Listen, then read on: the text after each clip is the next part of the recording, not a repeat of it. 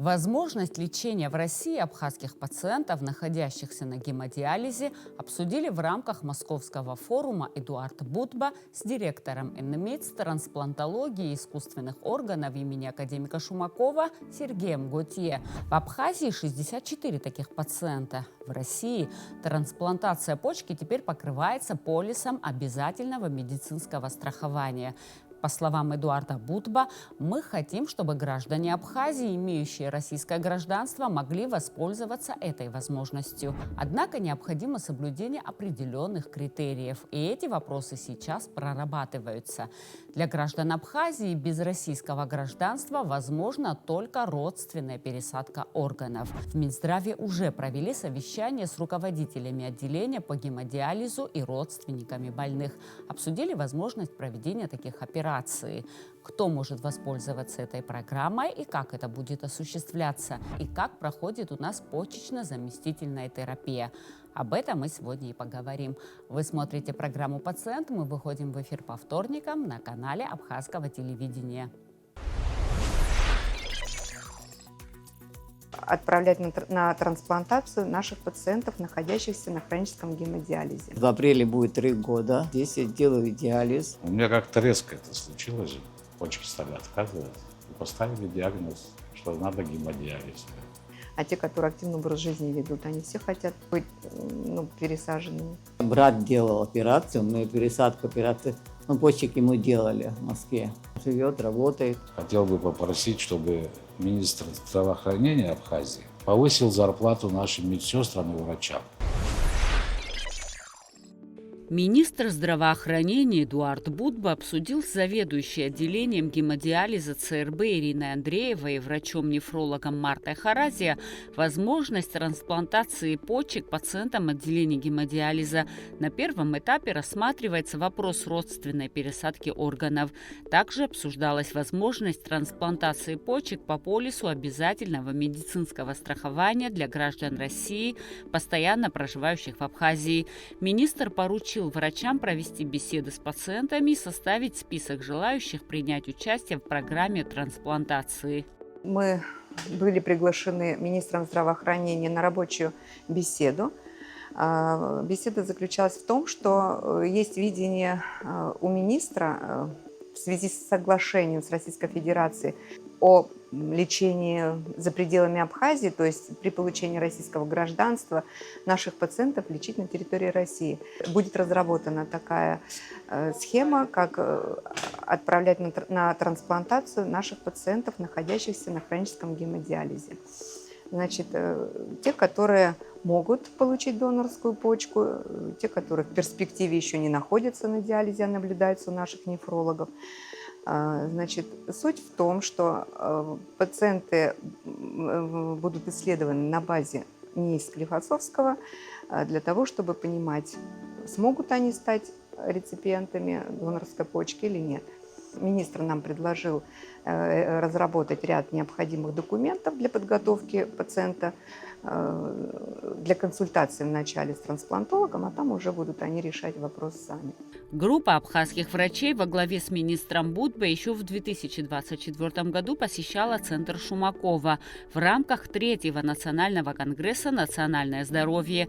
Для гостей было организовано посещение музея Центра, обзор истории и развития трансплантологии в России, познакомились с заведующими отделений, оказывающими жизнеспасающую помощь взрослым и маленьким пациентам, а также пообщались с реципиентами и донорами органов, которые поделились своими историями. Абхазских врачей впечатлил высокий уровень профессионализма сотрудников Центра Шумакова, оснащение новейшим медицинским оборудованием, а также комфортные условия для пациентов. И вот на днях в рамках своего рабочего визита в Москву министр Эдуард Будба вновь встретился с директором Национального медицинского исследовательского центра трансплантации органов имени академика Шумакова Сергеем Готье. И, возможно, совсем скоро наши пациенты, у которых есть проблемы с почками, навсегда избавятся от недуга. Знаете, наверное, у каждого есть желание когда-то освободиться от вот этой рутины и ходить 3 раза в неделю к нам, хотя мы тут как одна семья и всех любим пациентов, и они нас. Каждый, наверное, из них хочет это, получить донорскую почку. Ну, в приоритете, наверное, молодые будут это, без основных таких грубых сопутствующих патологий. Неважно, сколько лет они посещают, приходят на диализ. Вот, важно их настрой, и самое главное, важно то, как они подойдут стать реципиентом, поскольку это сложный процесс обследования. Их обследуют там не только по группе крови, но и генетически и так далее. Вот, все сопутствующие патологии. И только в том случае, если он будет подходить, он получит донорскую почку, видимо, так. Житель города Сухум, ветеран Отечественной войны народа Абхазии Джемал Айба уже год ходит на гемодиализ. Говорит, что проблемы появились внезапно. 3 раза в неделю он ходит сюда, и почти 5 часов ему очищают кровь. Говорит, это как мой второй дом. Мы здесь как одна большая семья. У меня как-то резко это случилось же. Год назад. Почки стали отказывать. И поставили диагноз, что надо гемодиализ. Коллектив просто шикарный коллектив. Как к себе домой хожу. Вот. Они 24 часа с нами. Вот. Они как с детьми с нами возятся. Кстати, пользуясь случаем, хотел бы попросить, чтобы министр здравоохранения Абхазии повысил зарплату нашим медсестрам и врачам.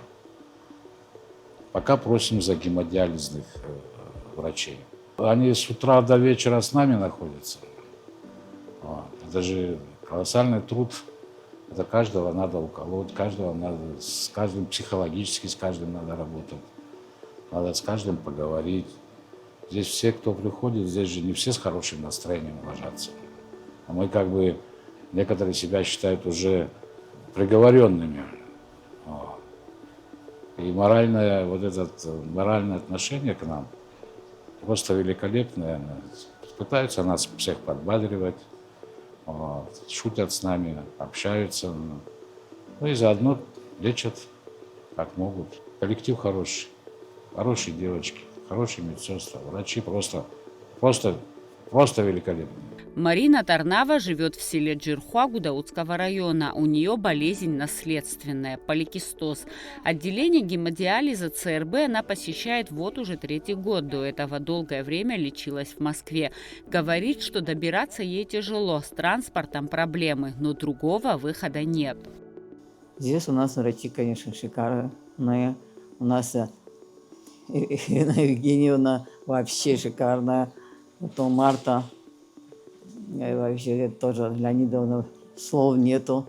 Это мой нефролог Марта, она всегда помогает, все время смотрят за нами, анализы берут, все делают как полагается. Ну, вам не сложно вот с Гудауты? Вот это сложно, конечно, ехать. У нас вообще насчет транспорта очень трудно. Мы едем, мне привозят, увозят. Да? Вас ждут здесь 4 часа, потом увозят. увозят. Да. Так что это очень трудно, конечно, и накладно выходится. Мы получаем там, как говорится, инвалидность у нас такая маленькая, что то на лекарства, да, государство нам выдает лекарства, но не все же, правильно?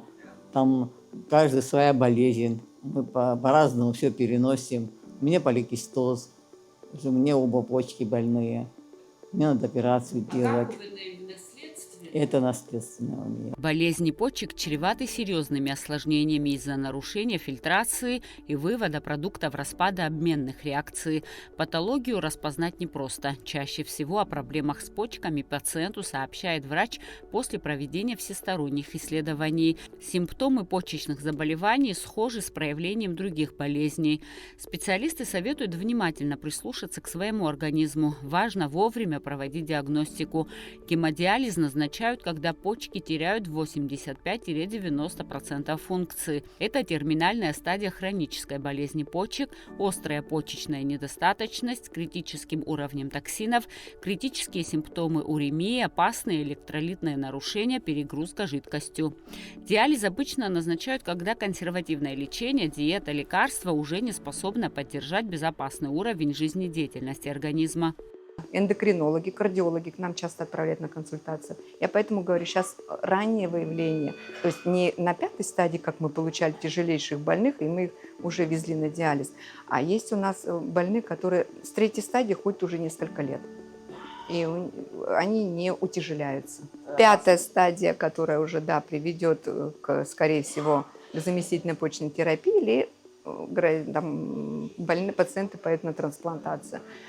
Есть 4 стадии курабельные, но на 4-й стадии мы тоже уже начинаем пациентов готовить к тому, что им предстоит ходить на диализ. А подготовка заключается в том, что они, помимо того, что они получают терапию, мы уже связываемся с сосудистым хирургом, проверяем пациента на то, чтобы сформировать ему доступ. Вы, наверное, видели, обратили внимание, что мы каждого пациента колем в руку, на какой-то из конечностей ему готовят такой доступ. Нативная называется фистула, то есть 2 сосуда сшиваются. Вот для этого нужно уже определенное время, то есть операцию проведут, для этого нужно 2-3 месяца, чтобы созрела фистула, ну, от 1,5, скажем, у кого получше вены.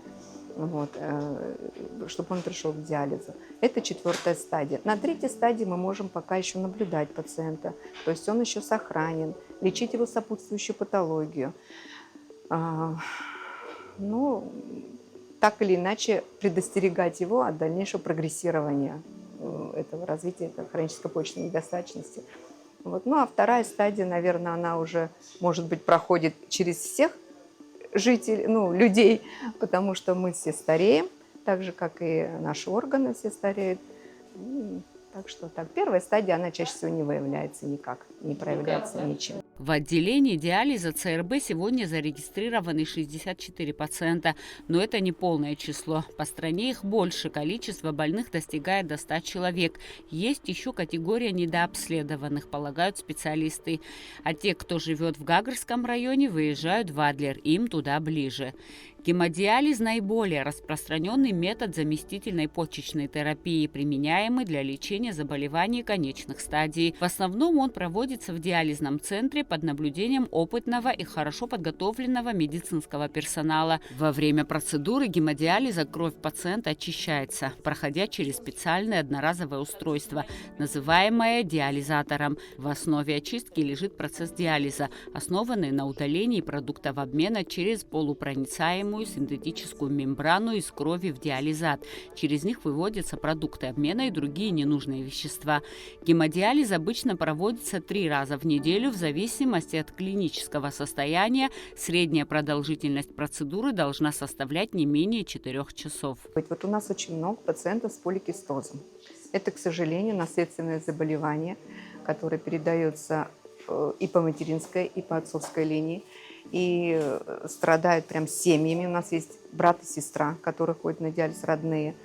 Вот. Значит, от неправильного образа жизни, от хронических заболеваний, таких как сахарный диабет, нелеченная гипертензия, то есть это гипертоническая болезнь, с осложнениями они приходят к нам. Сейчас, к счастью, у нас есть нефрологи, которые занимаются ранним выявлением, то есть они не допускают до 5-й стадии хронического заболевания, которое приводит к диализу, а стараются лечить их консервативно несколько лет. У кого-то успешные, они не доходят до диализа. Есть те, которые, вот я еще раз повторяюсь, которые к 5-й стадии приближаются, но они поехали и консультируются с трансплантологом. В какое время, чтобы им раньше, чем прийти на диализ, пересадить почку. Такие тоже существуют. Вот. Ну, сахарный диабет, наверное, и поликистоз у нас вот самые такие злободневные на сегодняшний день нозологии, которые присутствуют у нас на диализе. Чем отличается диализ от гемодиализа? Диализ – общий термин, обозначающий процесс очистки крови путем удаления вредных веществ, излишних жидкостей и отходов жизнедеятельности организма. Есть 2 основных типа диализа. Гемодиализ – кровь пропускают через гемодиализатор, который очищает ее, и перитонеальный диализ. В брюшную полость пациента заполняют специальным раствором, который абсорбирует отходы и лишнюю жидкость из крови. таким ненаучным взглядом, это высокое давление, сразу обращать надо на себя внимание и консультироваться со специалистами, отеки, выделительная функция страдает, то есть изменяется цвет мочи, количество мочи, отеки не только на ногах, но уже там на лице и так далее. Ну, наверное, у нас таких нет. Потом есть такие бессимптомные жалобы, тошнота, слабость, как будто хочется спать пациентам. С такими жалобами тоже приходят, то есть у них нет ни отеков, у них нет ни высокого давления, но страдают, пообследуют везде, сходят к неврологу, сходят к гастроэнтерологу, оказывается, почка страдает. Когда начинаем исследовать, в анализах обнаруживаем уже высокие цифры азотистых соединений. Значит, первым долгом жалобы собираем, затем мы отправляем их на анализы, клинический анализ, биохимический анализ, коагулограмма, анализ мочи, просто хотя бы банально. А потом что-то, если какие-то изменения есть, мы дополнительные анализы еще более расширенно назначаем. Вот. Ну, естественно, УЗИ, чтобы знать, какого размера почка, есть ли какая-то врожденная патология, аномалия и так далее. Здоровый образ жизни, наблюдение у докторов своевременное. То есть ведь сахарным диабетом могут тоже болеть, и не все заболеть, страдать, допустим, таким вот осложнением, как заместительная почечная терапия посещать. Вот. Они также могут там, от инсультов умирать ранних, диабетики, оставаться, страдают конечности у них и так далее. То есть раннее выявление любого заболевания, профилактически посещать докторов, здоровый образ жизни вести, ну и так далее. Для почек что важно? Это движение, употребление жидкости нужное. То есть мы многие очень не любим пить воду. Сами знаете, на Кавказе как любят соль острая и все прочее. То есть вот такие вот моменты. То есть это все вредно? Соль, острая? Это все полезно в меру. В разумных, да. Показания к началу гемодиализа определяет врач-нефролог. Решение принимается коллегиально командой врачей, включающей нефролога, терапевта, иногда хирурга, кардиолога и эндокринолога, учитывая тяжесть болезни, сопутствующие патологии и общее состояние. В отделении работают в 3 смены до 11 вечера, так как процедура рутинная, занимает много часов. Вначале пропускают пациентов, приехавших из других районов, и жителей столицы в последнюю очередь. Для лечения пациентов с заместительной почечной терапией работает специальная программа, на которую ежегодно выделяется государством 60 миллионов рублей. Поэтому процедура очистки крови для пациентов проводится бесплатно. У нас, значит, разделено вот по этой программе, мы получаем только расходный материал для того, чтобы проводить процедуру. Тут много чего входит. На 60 миллионов мы получаем его с территории Российской Федерации, завозим сюда 4 раза в год. Достаточно, более чем. Есть еще отдельная программа. Это все граждане, которые имеют российское гражданство, получают в поликлинике препараты. Вот они вам жаловались, пациенты, что задерживаются и так далее. Ну, немножко, может быть, какая-то недоработка есть. Мы, к сожалению, только направляем их и выписываем спектр тех препаратов, которые необходимы тому или иному больному, вот, а распределяют уже поликлинические сотрудники. Вот. И все, что касается шприцов, вот таких медикаментов, и не медицинских изделий, не медицинских, мы получаем здесь, на территории больницы. Это уже республиканская больница отвечает за это. Поэтому, как-то таких острых нехваток у нас нет.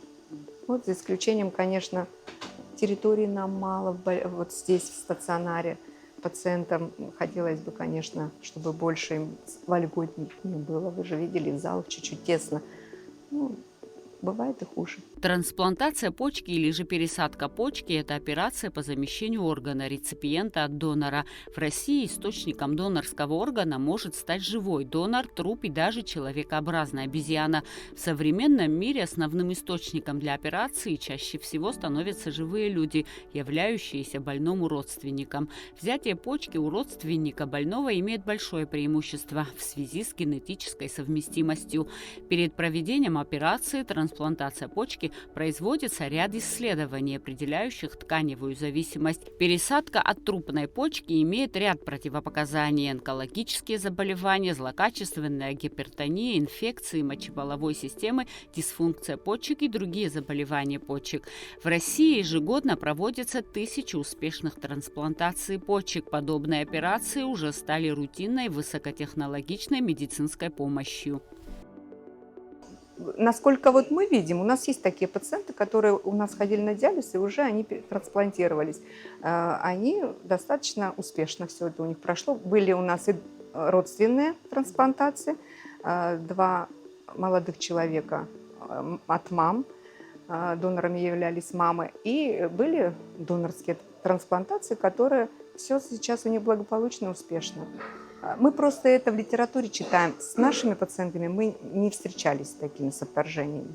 Была одна единственная пациентка, она с нами не была связана, то есть не проходила у нас диализ. Вот ее папа сейчас на диализе у нас. Она была трансплантирована и к нам поступила уже в критическом состоянии с отторженной почкой, и, к сожалению, она погибла. Какие там были причины, мне сложно ответить. Но мы соберем документы очень скоро, потому что наши все же больные приходят с пакетом документов, которые для нас необходимы. Тут сложностей не будет. Как только у них появится возможность отправить больного, я думаю, что мы-то предоставим сразу. Те, которые вот активные в своей жизни, то есть не просто вот приходить и получать диализ и дальше жить, а те, которые активный образ жизни ведут, они все хотят быть пересаженными.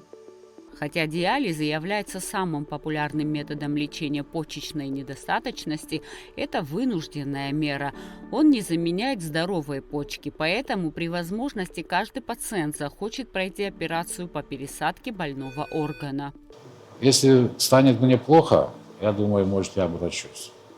А на сегодняшний день мне нормально, мне делают гемодиализ, я себя чувствую неплохо. Ну, пока обходитесь, да? Пока обхожусь. Это все бесплатно, и лекарства бесплатно, и гемодиализ бесплатный, и врачи относятся к нам просто как к своим родным относятся, прямо вот как будто мы все друг друга знаем уже 100 лет. Вот.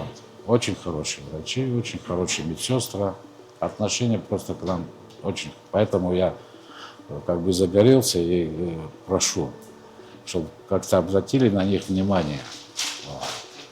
Я имею в виду с зарплатами, да, с заработком, потому что здесь девчонки молодые совсем, что им по 20-25 лет, я думаю, ну что такое 10 тысяч или там 15 тысяч зарплата, это ни о чем просто. Кто-то откуда-то с другого города едет, кто-то еще как-то едет. Я думаю, что нам, нашим вообще работникам и медсестрам здравоохранения надо побольше внимания обращать. Все-таки равнопаханами, они как бы все-таки ответственны за нас. Пересадку, да, я хочу делать, но пока так. Вы Вопросом. договаривались, узнавали Узнавала, пока да, что-то? да, все в Москве там. Но очень, конечно, трудновато. Сейчас холодно, во-первых, туда ехать не хочется. Но потом со временем, пока наши держат, как говорится, наши врачи нас поддерживают нормально. Медсестры хорошо относятся, ничего не можем сказать. Конечно, такое отношение там нету в России, как здесь. Здесь все равно псалтас как-то девочки все равно пожалеют, подойдут 10 раз, 20 раз подойдут, крикнешь только и все. Так вот, нормально. Но если у вас будет возможность сделать, вы хотите пересадку? вы Конечно, сделаете? конечно, обязательно. У меня брат делал операцию, мы пересадку операции, ну, почек ему делали в Москве. А кто ему дал почку? Ну, там в Москве. Донорскую, да? Мы целый год ждали, и он получил, слава богу, жив-здоров, ходит. Нормально Да, перенес? все перенес, да, нормально, живет, работает. Для многих гемодиализ – это приговор. Пациентам сложно принять это психологически, поэтому врачи, работающие в этом отделении, проявляют большое терпение. Хотя процедура меняет образ жизни и требует регулярности, при соблюдении рекомендаций врачей, правильном питании и контроле сердечно-сосудистой системы пациенты живут на диализе 20 лет и более, сохраняя активность. И, возможно, совсем скоро у них появится шанс жить полноценной жизнью.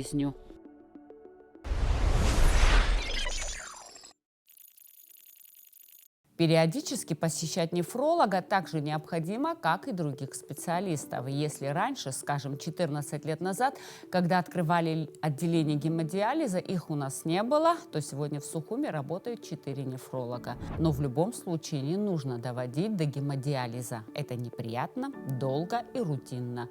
Берегите свое здоровье сегодня. На этом я прощаюсь с вами. Будьте здоровы и до новых встреч!